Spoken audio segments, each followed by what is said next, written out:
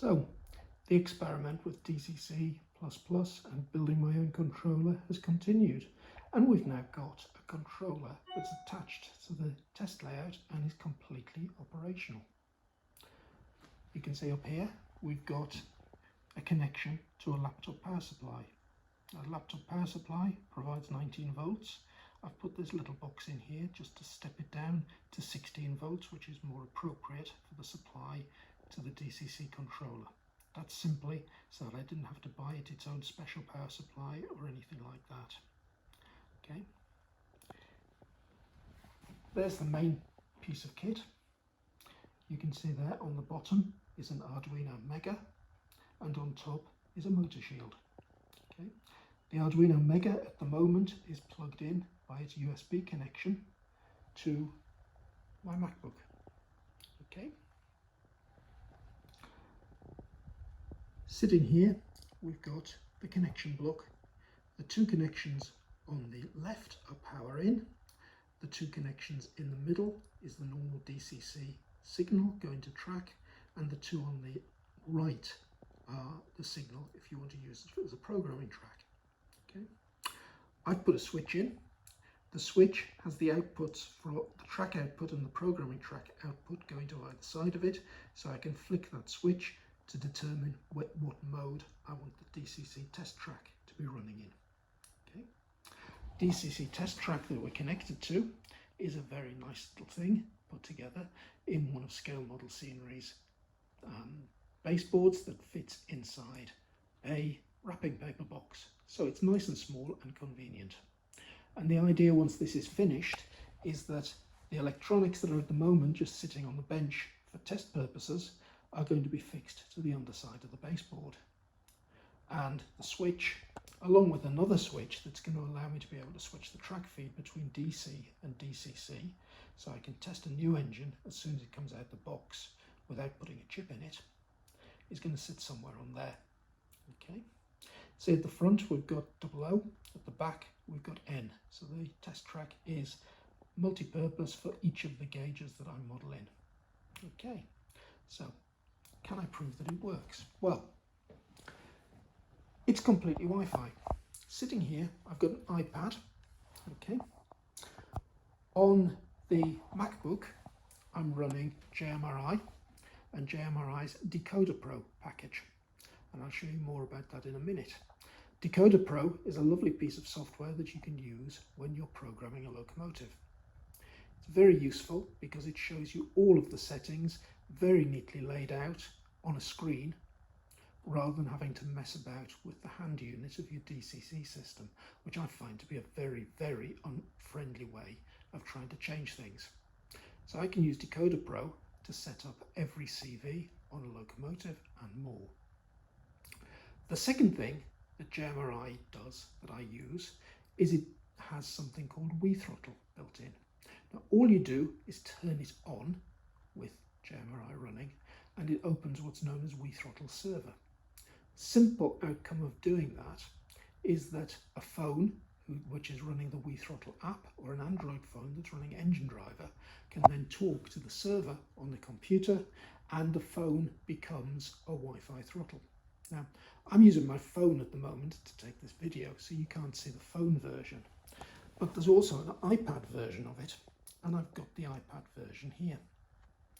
Right, and I can use this and simply turn on the sound to our engine on the track. And if I go back here now and I take this throttle with my finger, I can simply move that up, and you see our engine start to move very nicely, fully under the power of our new controller. Okay.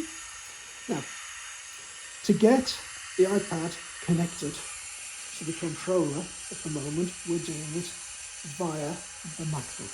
Now, if I simply spend an extra £10 and put a Wi-Fi shield on top of the board that you can see there, then that board on the Arduino also has the software built in to start a WeThrottle server, just the same way as JMRI does.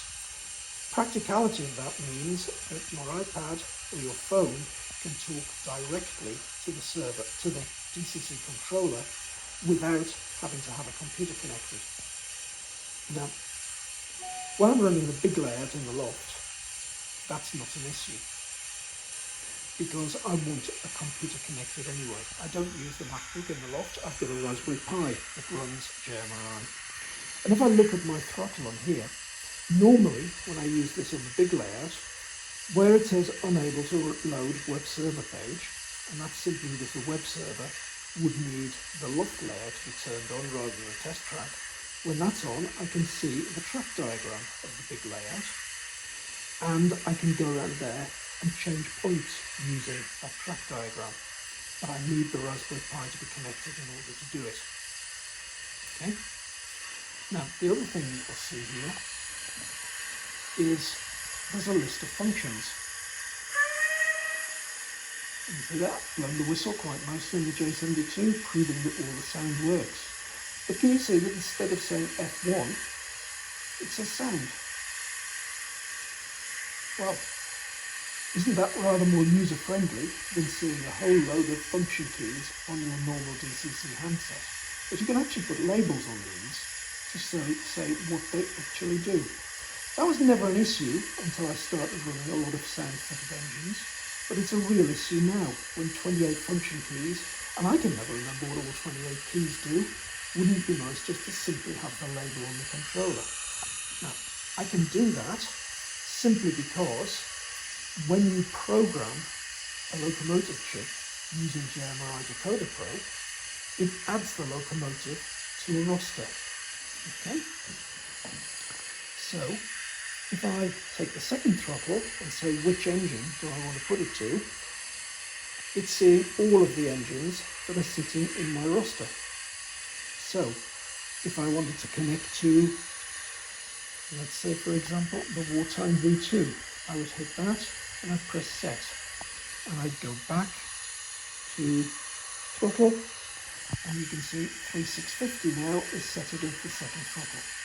Now, the engine isn't on the track, so I can't show you anymore, but it's literally that easy to select engines. You get a nice list instead of having to think about what number's that, read the number off the side of the engine, key it into a DCC handset, and then you're away. It is much, much simpler like this. Now, if we go over to the laptop, you can see here I've got Decoder Pro. And you can see in the main screen of Decoder Pro, I've got all of those things you've just seen in the roster are set up. Because at one time or other, Decoder Pro has been used to program the chips. With a lot of them, it's been used for nothing more than to change the number associated with the engine from the default 0003 to whatever the number is on the side of the engine. We're using the black J72 at the moment, and Decoder Pro even tells us what sort of decoder is. And you can see in here it's a Zemo MX658 Next 18. And if I click on there, I can then go into a set of screens that'll show me every setting on that decoder. Okay. I can go to this tab, which simply gives me a list of every CV and tells me what value is currently in that CV. Now, that still means you've got to have a manual next to you. But you can also fiddle around with things because other tabs in Decoder Pro make it much simpler. Basic speed control. Well, this allows you to set the voltage for start, the voltage for middle, and the voltage for high. Okay, which is actually CV29 bit 4. But what I can do here is move these slider bars along and change the setting. Now, if I change anything in here, the settings that I've changed will go red, because that'll mean I've changed it on the screen, but I haven't changed it in the chip. Okay, and I'd need to go into a further process to actually program the engine. Now, we're not going to do that at the moment. So you can see here, I've got tabs for lights, I've got tabs for sounds, I've got a tab for sound levels didn't seem to work on this particular chip. But I can go to all of the CVs. I can look at acceleration, deceleration mode for the locomotive. Now, this particular engine, because it's a Zemo, supports railcon and supports automatic brake control. Now, I can go into there and I can see all of the settings that I would need to play with if I was going to use the automatic brake control. The other very nice thing that I can do, I go to here and look at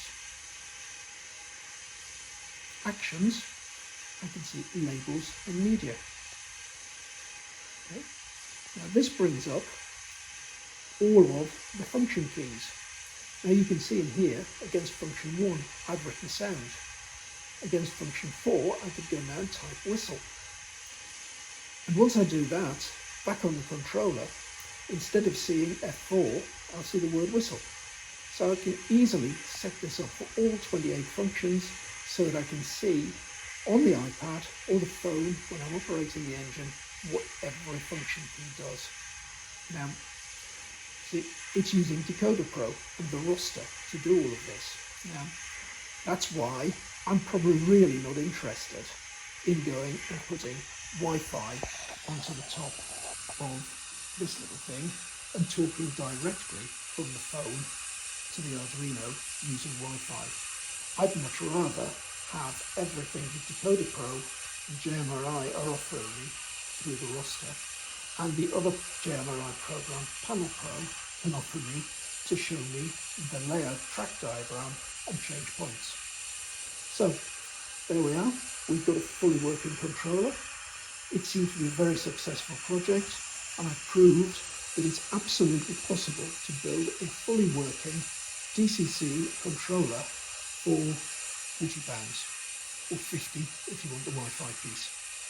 So cheap that in fact this is going to be mounted permanently underneath the board here, and on my operation shunted layout, Hippy Minories, I'm going to build another controller of exactly the same specification, and I'm going to fit that under the baseboard of Hippy Minories. So I don't need to disconnect the big lens system, which is quite big, quite cumbersome, from the main layout in the loft. Each time I want to use something, it's a portable micro layout. So the achievement we've managed to do with DCC, what some people do very easily through very small DC throttles, to manage a low-cost solution that fits directly to the layout, rather than having to carry a layout around, rather than having to carry around your whole DCC system separately to the layout itself. Okay, thanks.